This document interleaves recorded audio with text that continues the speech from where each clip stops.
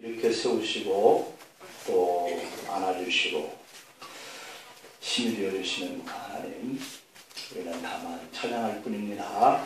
고백에 찬양으로 받습니다. 너무 은혜가 됩니다. 전통적으로 교회는 독자적으로 교회력을 사용했었습니다. 교회가 교인들의 신앙생활을 돕기 위해서 일반 우리가 쓰는 이 달력과 다른 별도의 달력을 만들어서 사용을 해온 것이 교회력입니다. 그래서 우리 교회도 이 교회력에 따라서 절기를 지켜가고 있습니다. 이 교회력은 대림절, 대강절, 오늘 주일부터 새해가 시작되는 그런 교회력을 가지고 있는 거예요. 대림절, 성탄절, 사순절, 부활절 이런 식으로 대강절을 출발점으로 해서 이루어지고 있는 교회력이죠. 그래서 교회력에서는 한 해의 시작인 이 대강절은 대강절이라고도 하고 대림절이라고도 합니다. 그래서 교회가 주후 4세기경부터 이 교회력에 따라서 절기를 지켜오고 있어요. 그러다가 7세기 후반부부터 예수 그리스도의 초림뿐만 아니라 재림을 기다리는 그런 절기의 의미로도 우리가 이렇게 확대하자 이렇게 해서 지키는 이러한 절기죠. 그래서 이때부터 7세기 이후부터 이 대강절, 대림절은 성탄절을 준비하는 절기가 되기도 하고 다시 오실 그리스도를 기다리는 이런 대림절, 강림하시고 또 이렇게 이 땅에 주님 오신다라고 하는 그런 절기죠. 이러한 기다리는 절기가 된 거예요. 그래서 이 대강절, 대림절이라고 하는 말은 에드벤트라고 하는 영어에서 오다, 도착하다 하는 그런 뜻으로 이 대강절, 대림절을 기리고 있는 거죠. 옛날 로마에서 황제가 즉위한 뒤에 그 나라의 주요 도시를 초도 순시할 때 쓰였던 의존적인 이 단어이죠. 그래서 황제의 방문을 그분의 방문이라고 하는 경우로 His Advent라고 이렇게 명명을 했어요. 그래서 왕의 방문이라고 하는 의미로 이렇게 쓰여있던 이 단어를 초대교회의 교인들은 예수님의말로 진정한 황제가 아니냐, 오늘 찬양대에서 불렀던 것처럼 그분은 우리의 왕이시다, 왕이신 하나님이다 이렇게 하는 것처럼 His Advent라고 하는 단어를 바로 유일하신 우리 주님만이 진정한 황제다, 그렇게 해서 주님께서 우리에게 오신다라고 하는 의미로 His Advent라고 이렇게 불러요. 그래서 예수님의 탄생을 그분의 방문, His Advent라고 이렇게 칭했는데 그 이후에 예수님이 이 땅에 탄생하신 그 절기를 바로 대강절, 대림절 이렇게 부르게 된 거죠. 결국 대강절은 진정한 왕이고 또 주님이신 예수 그리스도께서 이 땅에 오시는 이것을 기념하는 절기죠. 그래서 오늘 또 우리가 예배를 드리고 있지만 다시 오실 그 주님을 기다리는 마음으로 이 예배에 이렇게 참여를 하고 주님께 예배를 드리고 있는 거죠.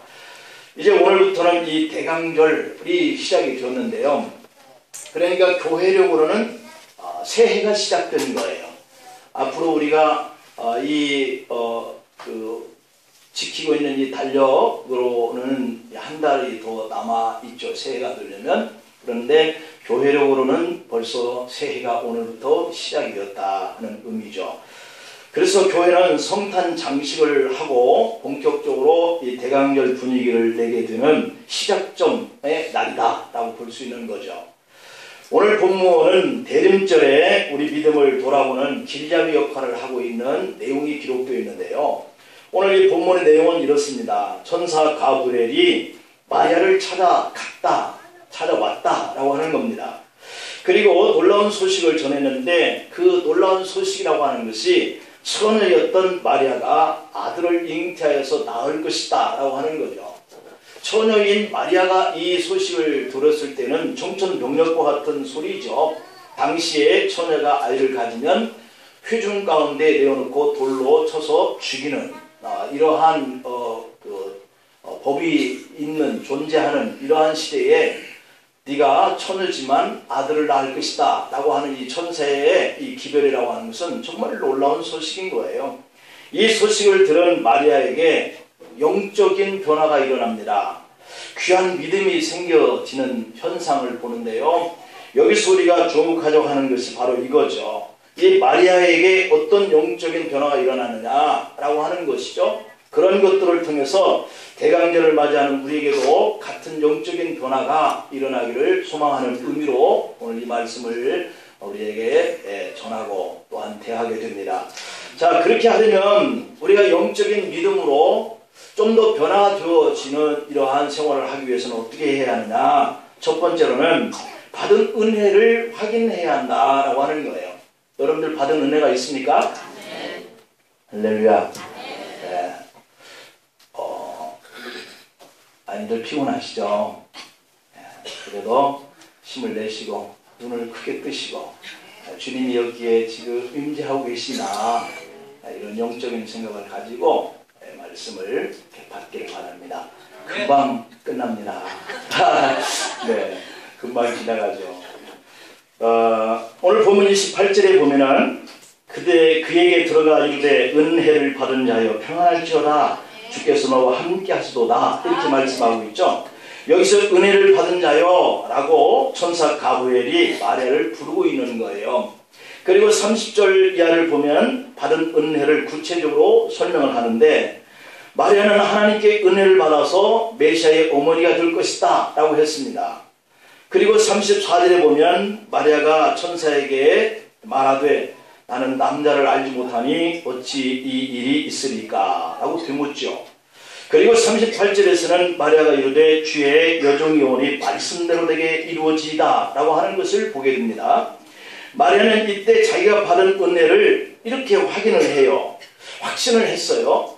또 대림절을 시작하면서 우리도 마리아처럼 처음에는 내가 받은 그 은혜를 알지 못했다가 나중에는 네가 이러한 은혜 받은 자다라고 하는 이런 주님의 음성을 또는 하나님의 이 말씀을 우리의 마음속에 이렇게 확신하면서 주님의 은혜구나 라고 하는 이러한 은혜를 확인할 수 있기를 축복합니다.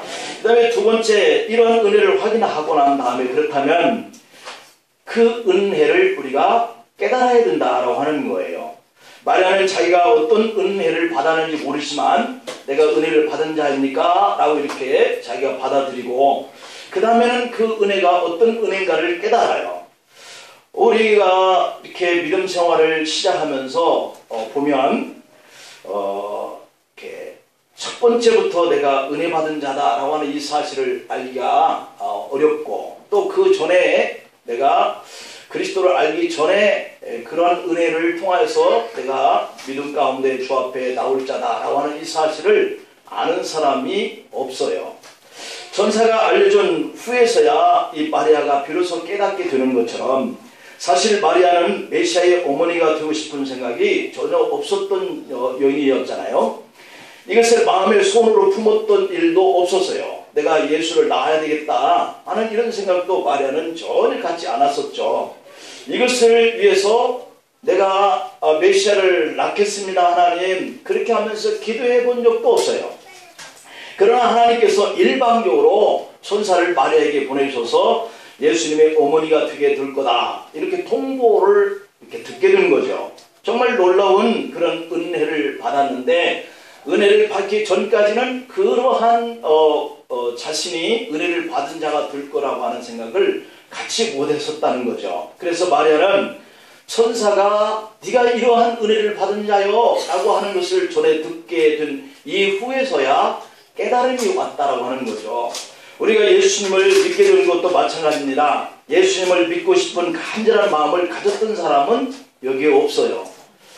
그런데 예수님을 믿고자 노력했던 사람도 없어요. 사실 오히려 예수 믿는 것을 조롱하기도 하고 때로는 박해하기도 하고 그랬고 오히려 예수님에 대한 더 먼 반대쪽에서 생활했던 우리가 더 많죠. 그러나 하나님께서 일방적으로 우리를 택하여 주셨다고 하는 사실이에요. 그리고 문득 깨닫고 보니까 내가 예수님을 만나고 교회 나와서 하나님 앞에 예배드리는 생활을 하기에 이르렀다는 거죠. 우리의 흉악범 고재봉이라고 하는 이름은 잘 알고 있을 겁니다. 그 사람은 육군 중령의 일가족 4명을 도끼로 쳐 죽인 사람이죠. 그 당시 우리 사회를 공포로 몰아넣은 그러한 살인마죠. 그가 체포돼서 교도소에서 수감 생활을 했을 때 얼마나 살기등등했는지 그 주변에는 사람들이 붙어있지를 않았다 할 만큼 그는 교도소 안에서도 사람들이 접근할 수 없도록 그렇게 좀 그 분위기가 살벌한 이러한 분위기를 가졌던 사람이라는 거죠.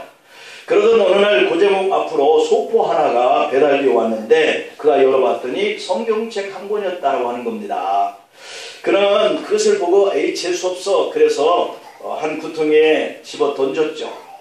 그런데 문득 성경책을 찢어서 화장실 휴지로 쓰면 좋겠다 하는 생각이 들었다는 거죠. 그래서 그는 성경을 찢어서 이렇게 화장실에 앉아서 도대체 이게 뭐가 기록되어 있나 하고 이렇게 들여다보기 시작하는 것이 점점 성경을 읽기에 이르러오는 그러한 고재봉이가 된 거죠. 그러던 어느 날 현목 목사님을 만나서 고재봉이가 물었습니다. 목사님, 나 같은 사람도 예수 믿으면 용서합니까? 그 후에 목사님의 영적 지도 속에 예수님을 정말 영접하게 되었어요. 그리고 그때부터 열심히 이 수감 생활하고 있는 사람들에게 전도하기 시작하는데 2,000명이나 되는 수감자 중에 무려 1,800여 명이 예수님을 믿는 놀라운 역사가 일어났다는 거죠. 이것이 바로 뭐냐? 은혜라고 하는 거예요. 죄 중에 있던 사람, 절망 중에 있던 이 고재봉, 예수님을 만나고 싶어 하는 생각이 전혀 없고 그것을 그리워해보지도 않은 이 사람에게 어느 날 찾아오신 주님은 문득 화장실에서 성경책을 휴지로 쓰면 좋겠다라고 해서 만나게 되어지는 것이 그가 예수님을 영접한 계기가 되었다는 거예요. 그리고 그는 예수님을 믿고 구원을 받게 됐는데 그날부터 그는 전혀 새로운 사람이 되기 시작하는 겁니다. 전적으로 이것은 하나님의 은혜예요. 우리도 마찬가지입니다. 어느 날 주님께서 저와 여러분들의 인생 속에 찾아오셨어요. 이게 바로 은혜가 시작되는 거죠. 그리고 그분을 믿게 됐고 하나님의 백성으로 우리가 살아가고 있는 거예요. 이것이 은혜입니다. 여러분, 천사가 마리아에게 은혜를 받은 자요 라고 했던 그 말은 곧 우리에게 하신 말씀인 줄 믿습니다. 여러분은 하나님께 은혜 받은 사람들입니다. 이것이 어느 한 순간순간 이제 깨달아지기 시작하는 믿음 가운데 저와 여러분들이 있는 줄 믿습니다. 그러면 세 번째, 이제는 그 받은 은혜를 어떻게 해야 할 것이냐 라고 하는 것이 우리의 삶 속에 나타나는 감사의 생활인 거예요. 나 같은 죄인이 만날 수 없는 그 예수님을 통해서 만나지게 하는 은혜, 그 죄와 허물 속에서 우리를 구원하여 하나님 자녀 삼아줬다는 이 은혜가 깨달아지기 시작하면서부터 내 생활은 이제 감사로 바뀌는 생활이 이어지는 거죠. 디모데전서 1장의 12절부터 14절에 보면 바울은 나를 능하게 하신 그리스도 예수 우리 주께 내가 감사함은 라고 하면서 하는 말이 나를 충성되이 여겨 내게 직분을 맡기시니 내가 전에는 비방자요 박해자요 폭행자였으나 도리어 긍휼을 입은 것은 내가 믿지 아니할 때에 알지 못하고 행하였습니다. 우리 주의 은혜가 그리스도 예수 안에 있는 믿음과 사랑과 함께 넘치도록 풍성하였도다. 이렇게 고백하고 있어요. 자신이 예수님을 제대로 알지 못할 때 예수 믿는 사람을 이단자에서 잡아 죽이고 돌로 치고 옥에 가두고 하는 이 일을 했는데 나중에 예수님을 알고 만나고 이렇게 되다 보니까 나 같은 죄인에게도 이러한 귀한 직분, 복음을 전할 수 있는 직분을 주셨네. 이것이 깨달아지는데 그 은혜가 너무 풍성하다는 고백을 하고 있는 거예요. 알지 못하고 했었던 그 일까지도 깨닫게 하고 용서를 받게 되어지는 이러한 은혜를 주님의 사랑으로 주님께 감사함으로 살게 되어졌다는 거죠. 바울은 도무지 예수님을 믿을 수 없는 자기가 예수님을 믿게 된 것은 전적인 하나님의 은혜라는 겁니다. 그래서 바울은 적극적으로 자신에게 믿음과 그리고 사랑과 함께 넘치도록 풍성한 은혜를 받았다라고 고백하고 있는 거죠. 고린도후서 4장의 15절 말씀에 보면은 이는 모든 것이 너희를 위함이니 많은 사람의 감사로 말미암아 은혜가 더하여 넘쳐서 하나님께 영광을 돌리게 하려 합니다. 그랬어요. 그러니까 하나님께 받은 은혜를 깨닫고 나니까 감사하기 시작한 거예요. 그랬더니 그 감사를 했더니 더 넘치는 감사를 하게 환경을 이끌어 주시더라는 거죠. 여러분, 이런 이침이라 얼음 위에서 팽이를 돌려놓고 계속 팽이를 치는데 처음 돌던 팽이가 쓰러질 듯 하면 또 그 팽이를 내려치죠. 그러면 팽이는 다시 살아납니다. 그러다 또 쓰러질 듯 하면 또 칩니다. 그러면 다시 팽이는 살아나죠. 마치 이런 원리처럼 내가 감사를 하나님 앞에 그 은혜를 깨달은 만큼 했더니 네가 나한테 감사하냐? 그리고 더 큰 은혜를 풍성하게 주시더라 라고 하는 거예요. 그래서 한 번 받은 그 은혜를 기억하면서 감사했더니 오늘 그 은혜가 내게 너무 풍성하게 나린다 라고 하는 고백이죠. 그리고 더 나아가 그 감사가 은혜를 더 풍성하게 만들어 줬다는 거예요. 여러분, 대강절에 하나님께서 우리 안에 그 크신 은혜를 주셨다라고 하는 이 사실을 깨닫는 만큼 여러분들이 감사하시고, 여러분들이 감사하는 것만큼 또 더 큰 감사의 풍성함을 주시는 이런 역사를 지속적으로 여러분들이 할 수 있기를 축복합니다. 네 번째로는, 그러면 감사를 하다 보니까 어떤 현상이 일어나냐면 내 믿음이 더욱더 굳게 서더라 라고 하는 거예요. 본문을 보면 마리아는 처음엔 천사의 말을 믿지 못합니다. 그러나 천사의 설득을 통해서 그 사실을 믿고 순종합니다. 그렇다면 우리도 마리아처럼 믿음 가운데서 굳게 서려고 하면 어떻게 해야 하느냐? 천사가 전하는 그 말씀을 그의 마음속에 믿게 되더라 라고 하는 것처럼 오늘 주님 주시는 이 말씀이 우리 속에 믿어지는 역사가 일어나야 할 줄로 믿습니다. 그렇게 우리 믿음이 서가는 거예요. 하나님의 주신 말씀을 안 믿어졌지만 어느 날 깨닫게 되어지고 믿어지니까 감사가 자꾸 생겨지고 감사를 하다 보니까 내 믿음이 더욱더 견고하게 세워져 가는 현상이 일어나더라 라고 하는 거죠. 그리고 처녀로서 아이를 낳는다는 말이 이제 믿어지지 않았던 그 모습을 우리가 34절에 보면 마리아가 천사에게 말할 때 나는 남자를 알지 못하니 어찌 이런 일이 있으리까 이렇게 물었죠. 결혼하지 않은 상태 속에서 아이를 잉태한다라고 하는 이 말을 마리아가 이해하기가 힘들었던 거예요. 이 말은 상식선에서 분명히 마리아가 맞는 거죠. 이성적 판단으로 볼 때도 분명히 맞는 말이죠. 여러분, 믿음이라고 하는 것이 그런 거예요. 이성과 상식적으로는 예수님이 우리를 대신해서 죽으셨다 라고 하는 이것을 믿음으로 받아들이기도 어렵고 그 믿음을 받아들이는 자가 구원을 얻는다라고 하는 것이 상식적으로 납득이 안 될 때가 있었어요. 그래서 하나님의 말씀을 믿지 못하고 또 하나님의 약속 또한 믿어지지 않습니다. 그래서 오늘 보면 37절 말씀을 보면 대저 하나님의 모든 말씀은 능하지 못하심이 없느니라 이렇게 말씀하죠. 하나님의 말씀은 그대로 이루어질 것이다 라고 하는 이 사실에 대해서 우리가 믿어지는 이러한 일들이 일어나기를 축복합니다. 전에는 믿어지지 않았는데 오늘은 믿어지고, 오늘은 하나 믿어지는데 내일은 두 가지가 믿어지고, 이런 현상이 자꾸 우리 속에서 일어나야 우리가 믿음이 더욱더 견고해져 가는 줄 믿습니다. 38절에서 마리아가 이르되 주의 여종이 오니 말씀대로 내게 이루어지이다. 받아들이죠? 그냥 마리아가 이 말씀을 이제 믿기 시작하는 거예요. 우리에게 대림절은 예수님께서 다시 오실 것을 믿고 기다리는 절기입니다.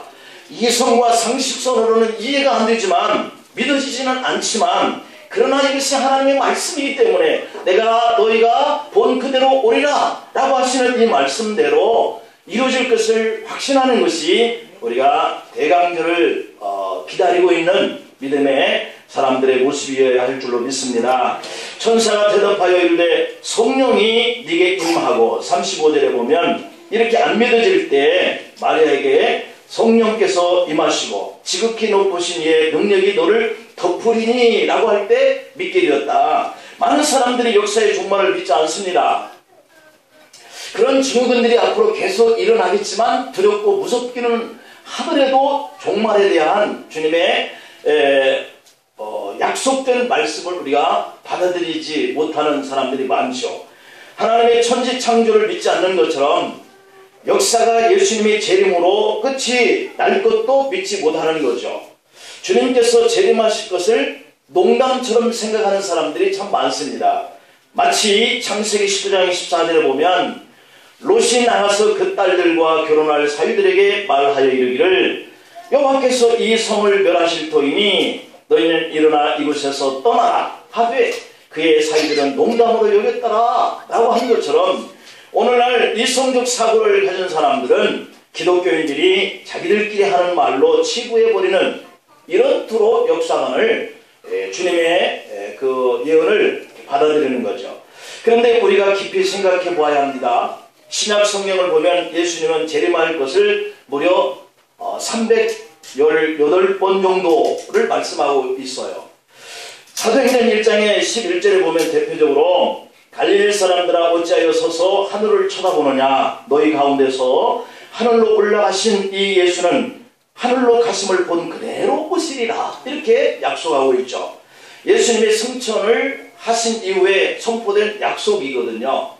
또 계시록 22장의 20절에도 보면 이것들을 증언하신 이가 이르시되 내가 진실로 속히 오리라 하시거늘 아멘 주 예수의 오시옵소서 이렇게 약속하고 있죠. 신약 성경을 마무리하면서 예수님께서 재림할 것을 약속을 하고 있는 거죠.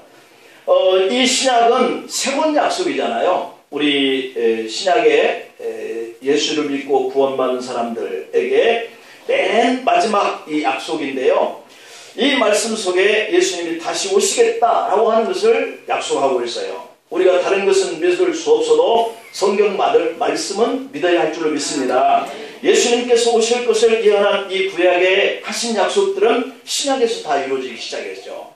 이제 또 신약을 통해서 약속하신 이 일들은 우리가 살고 있는 이 역사 속에 반드시 이루어질 날이 올 줄로 믿으시기를 축복합니다. 그렇게 믿어야 하나님의 약속의 말씀을 자꾸 우리 속에서 믿고 이렇게 하는 일들을 통해서 우리의 믿음이 견고해져 가는 줄로 압니다. 자, 그러면 감사했더니 믿음이 견고해지고 말씀을 받아들였더니 자꾸 우리 믿음이 더욱더 이렇게 강해져 갑니다. 이렇게 하는 우리의 삶 속에 결론적으로 본다면 우리는 삶으로 믿음을 지켜가는 이런 생활을 해야 할 줄로 믿습니다. 오늘 본문에 마리아에게 천사가 한 말을 믿었다. 그리고 39절에 보면 마리아의 행동이 나타납니다. 이것이 바로 적용이고 우리 신앙생활의 삶으로 우리가 적용해야 할 그러한 메시지인데요. 이때 마리아가 일어나 빨리 산골로 가서 유대 한 동네에 이르렀다라고 그랬어요. 마리아의 행동에는 선사가 말한 말을 믿고 그 일이 이루어질 것을 기다리면서 준비하기 위한 행동이 하는 내용이 기록되어 있어요.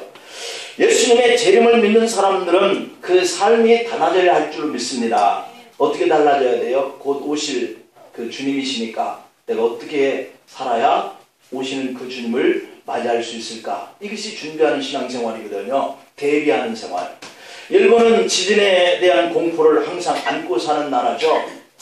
우리도 근래에 포항에 지진이 일어났는데 1년에 일본은 지진 발생 횟수가 무려 16,000여 건이라고 합니다.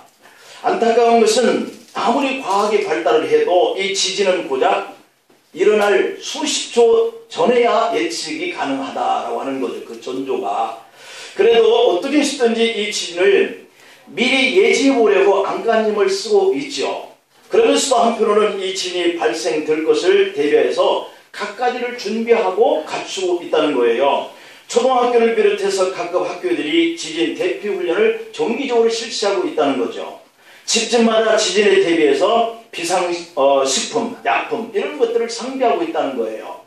또한 정부는 지진 피해를 최대한 줄이기 위해서 재난방재 대책에 만반의 대비책을 공급해주고 있다는 겁니다. 예수님의 재림을 준비하는 우리 믿음의 사람들도 믿음의 삶을 살 때 이와 비슷해야 한다라고 하는 거예요. 그때와 기간이라고 하는 것이 마치 도적이 우리 집을 왔다가 갔는데 왔다 간 이후에서야 우리 집에 도둑 들었네 라고 이렇게 말할 수 있는 것이 도둑이 오는 경점을 알지 못하기 때문이다 이렇게 표현하고 있죠. 그런데 이 도둑을 오늘 저녁에 너희 집에 들어갈 것이다 예고한다면 그 가정이 잠을 자겠어요? 도둑을 지키기 위해서 뜬 눈으로 지켜 서 있겠죠. 그런 것처럼 주님이 다시 오신다고 그랬는데 오늘날 우리 교회와 우리 교회 종들과 우리 성도들이 이 세상을 살아가는 데 있어서의 그 방향과 그 방점이 어떠한 모습이어야 하느냐 하는 것을 말씀하고 있거든요. 바울은 데살로니가전서 5장 6절에 보면 그러므로 라고 하는 것은 주님이 오시는 때가 이렇게 가까이 오면 어떻게 하느냐. 그러므로 우리는 다른 이들과 같이 자지 말고 오직 깨어 정신을 차릴지니 라고 이렇게 말씀해요. 주님이 금방 오신다고 그러는데 믿음 생활로 준비되어 있지 않는 그러한 생활을 하고 싶어 하는 성도가 누가 있겠어요. 근데 주님이 언제 오실지를 모르니까 우리가 사는 것이 세상 사람들과 다를 바가 없는 삶을 사는 이런 것들을 통해서 오늘날 사회에서 믿지 않는 사람들이 교회와 성도들을 가리켜서 손가락질을 하고 있는 상황 속에 직면하고 있어요. 주님이 우리를 책망하는 것이 아니라 세상 사람들이 우리 신앙이들을 책망하고 있는 지경에 이르렀다면 이런 정도의 주님이 오실 때에 과연 우리 믿음의 사람들이 주님 앞에 칭찬과 상급을 받기에 부끄럽지 않겠나. 한마디로 영적으로 신앙생활에 깨어있어야 한다라고 하는 거죠. 예수님이 마태복음 24장의 38절 이하에 보면 홍수 전에 노아가 방주에 들어가던 날까지 사람들이 먹고 마시고 잠자들고 시집가고 있으면서 홍수가 나서 그들을 다 멸하기까지 깨닫지 못하였으니 라고 이렇게 깨닫지 못하였으니 인자의 임함도 이와 같으니라. 그때 두 사람이 밭에 있으면 한 사람은 데려가고 한 사람은 버려둠을 당할 것이요 두 여자가 맷돌질을 하고 있으면 한 사람은 데려가고 한 사람은 버려둠을 당할 것이니라. 그러므로 깨어있으라. 어느 날에 너희 주가 임할런지 너희가 알지 못함이니라. 이랬어요. 여러분, 이 두 사람이 맷돌질을 하고 있고요. 두 사람이 밭에 있는데 한 사람은 준비되고 한 사람은 준비가 안 된 거죠. 한 사람은 데려가고 한 사람은 버려둠을 당했으니까 버려둠을 당할 그러한 신앙생활을 우리가 해서는 안 된다라고 하는 거죠. 그런 거로 우리가 이 대강제를 맞이해서 우리의 믿음을 한번 돌아보고 그 믿음이 정말 우리의 삶 속에 주시는 하나님의 말씀이 믿어지느냐, 그 은혜가 느껴져서 감사가 표현되어지고 있느냐, 그 감사를 자꾸 표현하면서 나에게 더 풍성한 그러한 삶의 은혜가 임하고 있느냐. 그래서 우리가 믿음을 견고한 자리에 나가는 이 모습이 세상 사람들 앞에 예수는 저렇게 믿어야 된다, 교회라고 하는 것은 세상 앞에 저래야 된다, 이런 칭찬을 받기까지 이르렀을 때 주님이 오신다면 우리는 얼마나 기쁘고 감사하고 행복하겠어요. 사람들이 신앙생활에 졸고 잠자고 있었다라고 하는 것을 반증하는 것이 마태복음 24장의 38절의 이하의 말씀입니다. 이 말은 세상 향락에 취해 있었고 세상 일에 빠져 있었다라고 하는 뜻이죠. 그래서 홍수가 임하니까 준비하지 못하다가 망했다는 거죠. 믿음의 사람에게 세상 재미에만 빠져 있어서는 안 된다는 경각심이죠. 세상 일에 쫓겨 살아서도 안 됩니다. 오늘 대림절 대강절이 시작되는 날 다시 한번 우리의 신앙을 새삼 되돌아보면서 예수님이 찾아오셔서 내게 은혜를 베풀어 주셨다라고 하는 은혜 받은 자인 것을 여러분들 확신하기를 축복하고요.